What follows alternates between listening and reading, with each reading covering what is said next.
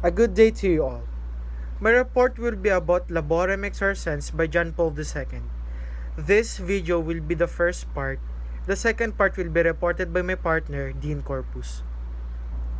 It had become customary for popes to publish new writings on social issues at 10-year intervals since Rerum Novarum, in order to keep the teachings relevant to the current times.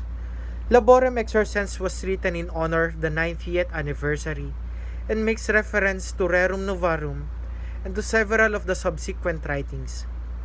This social encyclical by John Paul II begins by calling to mind 3 points regarding work.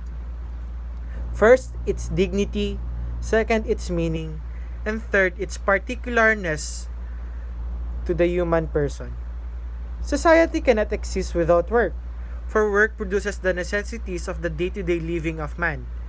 Work is an activity of the human person, manually or intellectually, through which the person produces something new for his perfection. Only human beings work. Animals do not, for animals do not have knowledge and cannot therefore produce any innovation to what is imbibed in their instinctive nature. The human beings develop the earth and produces progress. Through work, the human person becomes a co-creator of God for the perfection of the world. Unfortunately, injustice exists in the world. Work is of great value, but its fruits can be claimed by people other than the worker.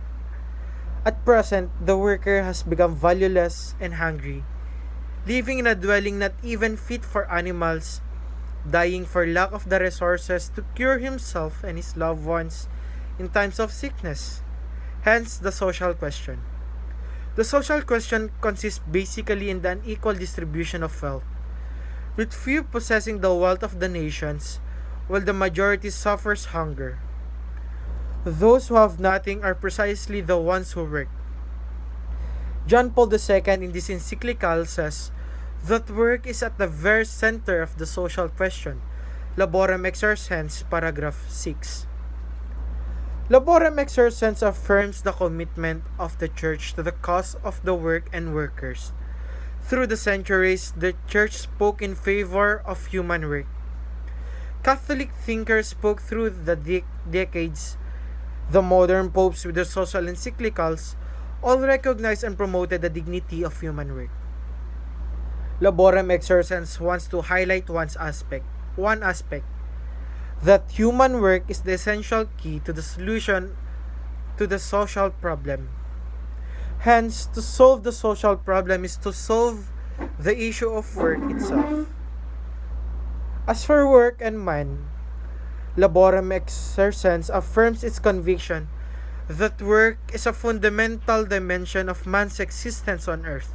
Laborem Exercens, paragraph 12. This conviction is based on a scriptural argument that work is more than just an activity or a commodity, but an essential part of human nature. God shows the dignity of work in the very first pages of the Bible, specifically in the book of Genesis. Be fruitful and multiply and fill the earth and subdue it. Genesis chapter 1 verse 28. This word do not refer directly and explicitly to work. Beyond any doubt, they indirectly indicate it as an activity for man to carry out in the world. Laborem Exercens, paragraph 14. God told the first man and woman to subdue the earth, to make namely the earth beautiful and great, to create progress, to work for well-being and happiness of humanity. Human beings then are made to the image and likeness of God, not only through his intelligence and will, but also through his work, which reflects the creative work of God in the universe. Hence, man is indeed the image and likeness of the creative God. The process of subduing the earth, which is human work, has two aspects: the subject that works and the object of work. Objectively, work is a product of human activity, and there are two kinds of product. First, the human being dominates the earth by the very fact of domesticating animals, rearing them and obtaining from them the food and clothing he needs. and by the fact of being able to extract various natural resources from the earth and the seas. Laborem Exercens, paragraph 16. The second kind of product is the product of industry, wherein out of the raw materials, which are the product of the first kind of work, the human person produces something higher and nobler. The second form entails more ingenuity than the first. Laborem Exercens considers machineries allies of the human being because it makes work easier and less tedious for them. But as the encyclical states, it is also a fact that in some instances, technology can cease to be man's ally and become almost his enemy, as when the mechanization of work supplants him, taking away all personal satisfaction and incentive to creativity and responsibility. When it deprives many workers of their previous employment, or when, through exalting the machine, it reduces man to the status of its slave. Laborem Exercens, paragraph 19. Work in the subjective sense refers to the human person who works, who is the worker. Comparing the subjective and objective work, it is clear that the person working is of much greater value and importance than the object produced. This is because human beings are gifted with intelligence and free will, which makes the human being enjoy dominion over his work. Hence, the primary basis of the value of work is man himself, who is the subject. Laborem Exercens, paragraph 27. So why do human beings work? It's because human beings work in order to achieve perfection. He works hard that way that he may fulfill the needs of his own self and his family. Work is an instrument or tool of the human being. Thus, work is for man and not man for work. Laborem Exercens, paragraph 27. As for the worker and solidarity, to answer the massive injustice suffered by the people, particularly the workers, Laborem Exercens proposes the answer: solidarity of and with the workers. The workers must unite to form solid unions against the injustice of foreign big businesses and their local partners.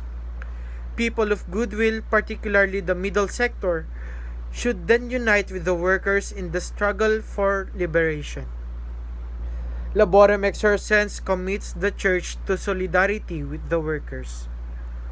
As for work and the individual, work is a good thing for man, a good thing for humanity, because through work, man not only transforms nature, adapting it to his own needs, but he also achieves fulfillment as a human being, and indeed, in a sense, becomes more a human being.